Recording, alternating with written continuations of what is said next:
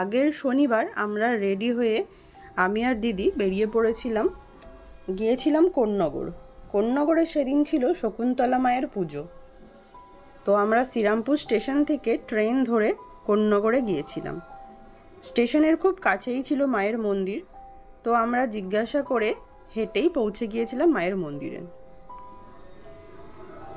আমরা এই বছর প্রথমই গেলাম, আগে কখনো যাইনি, তাই খুবই ভালো লাগছিল। আর এখানে মেলাও বসে, 1 সপ্তাহ ধরে মেলা হয়। এটা হলো গেটটা খুব সুন্দর করে সাজিয়েছিল। মন্দিরে ঢোকার আগে একটা গেট সাজিয়েছিল। এখানে নানা কাঠের জিনিসপত্র পাওয়া যাচ্ছে, আরও অনেক কিছু যা কিছু মেলাতে পাওয়া যায় সবই রয়েছে। তো এই দিনটা আমাদের খুবই ভালোই লাগলো, কারণ আমরা এবছর যেহেতু প্রথমবার গিয়েছিলাম, কখনো যাইনি।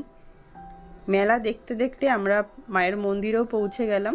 তখন সবে যেহেতু সন্ধ্যাবেলা, তাই মেলা খুব ভিড় হয়নি, কিন্তু রাত্রির বেলা ফেরার সময় অনেকটাই ভিড় ছিল।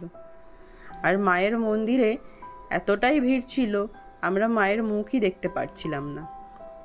তারপর কোনো রকমে সাইড দিয়ে মায়ের দর্শন করেছিলাম। তো দিনটা খুব ভালোই কাটলো, যেহেতু এবছর আমরা প্রথম শকুন্তলা মায়ের পুজোতে গিয়েছিলাম।